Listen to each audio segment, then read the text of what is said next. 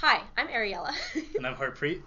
And talking about what to do on a college visit. I was told to do a lot of things, but my parents took me on a lot of college visits. We did this like whole road trip thing, and obviously because since I had an older sister, I saw a lot of colleges. In fact, when we went to visit, so I ended up going to Cornell, and when we visited Cornell, the only thing I remember was I hate these stairs.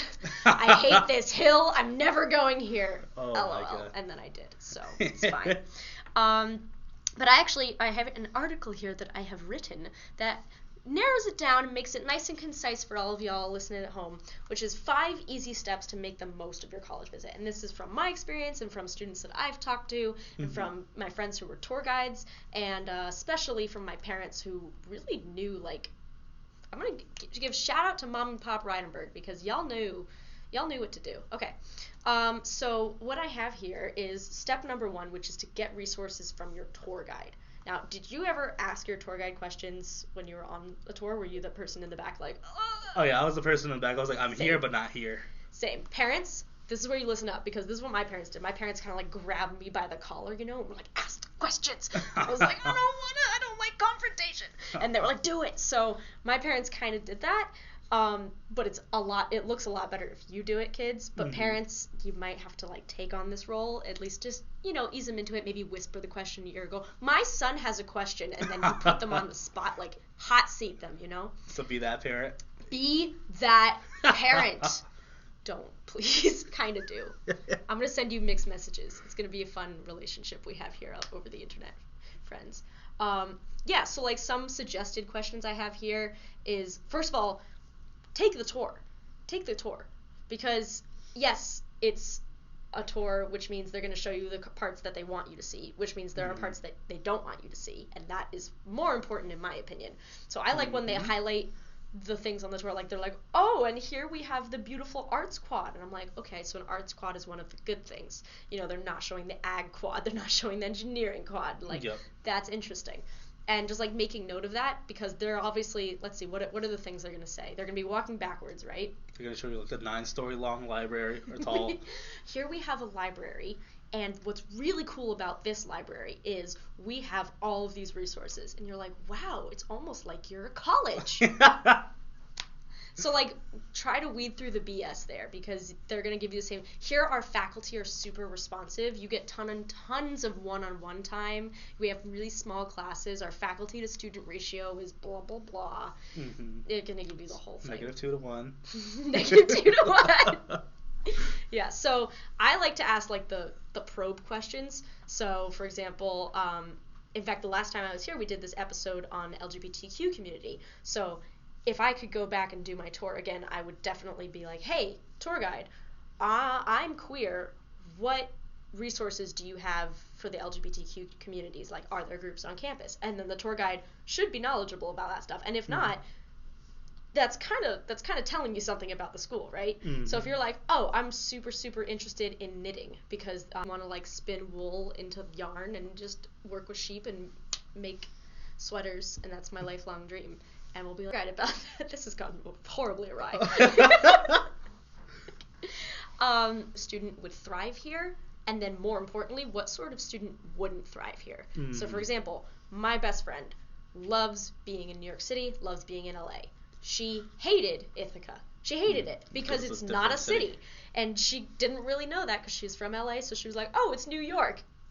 We're like, oh, honey, no. Poor thing. I know. And she had 4 years of that, and she didn't realize how much she really needed to be in a city. So it's the kind of thing of, if she had gone on a tour and asked the tour guide what kind of student wouldn't thrive here, and if I were a tour guide there, I'd say someone who really wants to be in a busy city would not do well here. So that could have given her a little bit of insight in her college decision. So is that question geared towards, like, the geography of the school, or just, like, in general? It could be in general. I don't know. What do you think is another, like, what type of student would not do well at Emory? Well, like, yeah, we live in a suburb. Like, Atlanta's, like, 15 minutes away. And so, like, students literally decide to transfer out of Emory because they're like, it's too quiet. The Emory bubble, as we call it, is real. Let's say my sister went to Muhlenberg, right? And an introverted person probably would not do so well there because it's so small. And everybody knows everybody. Like, if you said, oh, I went to Muhlenberg, then someone would be like, oh my god, what year? Like, oh my god, I knew you, or I was in the, oh, you remember this person? I totally remember this. I was like, sitting behind you. Exactly, My favorite one to ask is definitely have there been any student protests on campus recently, and like how did the faculty respond? Because I remember asking that question, and the tour guide like lit up because they were super social justice-y, and they were like, actually, we just had a sit-in like last week at Day Hall, and our faculty were part of it. And I'm like, yes. I was like, yeah. That's the kind of stuff I'm looking for, you know? Yep. And I think that's really cool, and especially if they're like, oh, we don't have any protests. It's like, okay, so nobody here has, like, a problem with anything? That just seems very off to me. Like, if you don't have any protests whatsoever, it's either a very, very small school, or you have some other way to get your voices heard. So maybe the tour guide might be like, oh, we actually don't have protests here because we have this forum every week, and usually that's where people voice their concerns. Yep. And I'd be like, oh, damn, that's awesome, you know? Yep. So things like that. That's number one, is bug your tour guide with questions. And we can actually post this in the description if you guys want to see all of the questions I have listed out, all of that fun stuff. 2 is eat a meal on campus. Now, this is a tip I got from my parents. Oh, yeah. Nice. Yeah. My parents were like, and you have to do it by yourself. And I was like, oh, no. Like, I'm a little human. They're going to know. I look like an 8th grader. Like, what am I going to do? And my parents were like, go. Like, we're going to go to the hot dog truck, and we're going to be over here. You go and, like, infiltrate. And I was like, I was really terrified. I did not want to do that. But, you know. Anyway, I actually think it's really good advice, because even if you're introverted, right, you don't want to go and necessarily be like, hi, I'm a prospective student, and I would like to hear your thoughts on this university. Because some people will totally react to that and be like, oh my god, pop a seat, young one. Let me teach you the ways of, like, what to do, what not to do. And even, like, just be a fly on the wall and kind of sit there with a book, and you might even overhear a conversation. Like, in here I have something like, until that fateful moment when you overhear a lunch conversation about whether or not the newest Star Wars movies should be considered classic Disney films or not. You know, like, you could overhear a conversation like that, might be super interesting to you, and might give you a vibe of, like, what kind of students go here. If everyone there is just like, oh man, you see the game last Saturday? And just, like, constant sports talk and nothing, like, that is substantial to you. Or, I mean, it might be the sports talk, and you might be like, yes, this is exactly what I wanted. You know, so being there and being able to overhear the conversations. Plus, if you're sitting alone reading a book, someone might come over and talk to you. Yep. Also a good thing. So I think eating a meal on campus, definitely. Yeah, like, dining halls, like, are meant to be absorbed. Like, consume the food and consume the knowledge around you. Sorry, I'm corny. No, it's true. It's true. It's very true. Eating is not just physical. It's mental. I would also say, like, maybe, like, the food. Like, the food's a big part. Like, you're gonna maybe have to buy a meal plan. Oh, yeah. And then, like, you're gonna want to use that meal plan, so you might as well make sure your food tastes good. My cousin transferred out of her school because she couldn't eat the food there. She was like, it's just a nightmare. She was like, oh my god. She left. I mean, I personally would have taken a few more factors to consider, but for her that was really important. So, yeah, definitely do that. But parents, seriously, leave your kid alone for this one, because if you're there, it's a dead giveaway. You know, like, they'll be, oh, that person. Like, kids gotta go in on their own. Yeah, and also making sure, like, you have, like, diets that you need, like, if you have, like, if you're kosher, if you can only eat halal food. True. Or, like, yeah, if they have, like, a vegan section, like, you want to make sure that that's there. And then especially, like, you can also talk to the people working there, because a lot of the times students will be the ones serving you food. Like, a lot of the times the employees will also be, like, students with FWS, Federal Work Study? Yeah. Yeah. And parents, while you're letting your kid go off and do that, you can move on to our step number 3, which is sit in on a class. So parents, you know your kids. You know what your kids are interested in. You're also the ones who are supposed to be academic while they want to go off and party. So you go sit in on a class and tell them, like, oh, I loved this class, I think you would totally love it. Or, like, I sat in on this class and this professor was boring as hell, and, like, you're not going to the school. They don't judge an entire school based on a class, but it's the kind of thing of you really get a flavor of what classes are like there. Yeah, see if the students are engaged and everything like that. Yeah, if the kids are just in the back. My parents sat in on a lecture, and my dad said it was a beautiful moment because everybody had their laptops open and they were all watching the game. And then the professor started doing some kind of ridiculous experiment up there with, like, hydrogen and explosions, and, like, one by one, each of the laptops went off. So my dad was closing as he was watching it. So I know that's what my dad did for me, and I was like, well, great, cool.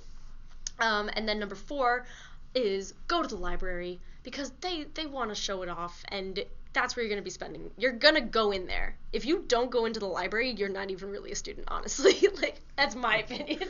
I think if you haven't set foot in the library in your undergrad, like, you didn't even go to class. I don't know what you're doing there. You don't have to spend a lot of time there. Like, I studied it in my dorm room, for sure. No, I was a library person. But, like, I went to the library. I mainly went to the library to pick up chicks and dudes, honestly. I'm going to be real. I'm going to be real with you right now. That was the spot? That was the spot for me. Because I get to not only see what they're reading and be like, oh, and kind of like, you know, judging a book by its cover, literally. But in the sense of, like, it was more of a, I don't know, I felt way more comfortable being able to start a conversation in a library, which is weird because you're supposed to shut up when you're in the library. Just breaking all the norms. Yeah, you know me. It's what I do. But yeah, I mean, I love doing that. For example, it's also a much cuter story eventually. If you're like, we met in the library versus like, oh yeah, we met at that frat party. It's like, well, it's a lot better that way. My fifth and final one, go to an event. So talk to your tour guide. One of the questions you should be asking is, what events are there this weekend? Because you should go on a weekend.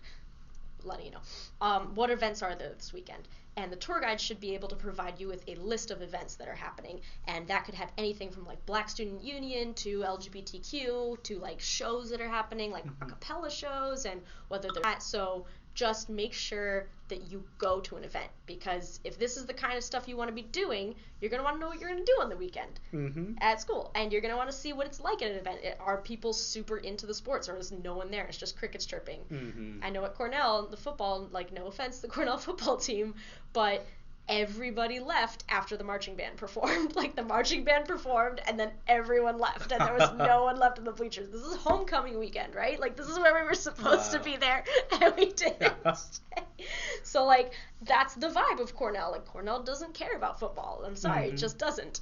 And so, like, hockey, totally different story. And so you want to see that vibe of the school. Like, if you're really passionate about football, Cornell might not be the best place for you. If you're really passionate about hockey, Cornell's great. Yeah. You know, things like that. I don't know, what stuff was there at Emory like that? So, like, Emory actually, like, prohibits having a football team. I forgot what the exact thing is. But I think it, like, came down, like, it's, like, a history, but, like, they don't have a football team. Like, the way they do it now is, like, the way they say it is, like, because they want students to take advantage of other things over the weekends. So, actually, like, cool. Emory's kind of crickety during the weekends as well. Wait, cricket chirping or like cricket? Oh, no, you know, like chirping. Oh, my God. I thought you were going to say cricket. I was like, right, we're going Heathers on this. We got 19. Cricket's chirping because, like, everybody would rather just go to Atlanta. Like, they want to make sure they escape, like, the Emory bubble that I was, like, mentioning before. Got it. But, yeah, like, and if you're staying on campus, you're like, where is everybody? Like. Yeah, and that's another good thing. If you're there on the weekends and no one's there, you know, the tour guide might be like, there's 3 events, but everyone's in the city. Then that gives you a hint of like, okay, if I'm here and I want to be a homebody on the weekends, I should know I'm going to be like the only one. Yep. Because everyone's going into the city. So exactly. Good things to know. Cool. All right, well, that seems like all the time we have for today, but let us know if that was helpful. We'll post this list in the About section on this video, and you guys should definitely comment and be like, you know what, I did on my college visit, I did this, and it was totally worthwhile. Like, you could tell us your stories, and we can even share them if you want. So, thanks. See you guys next time.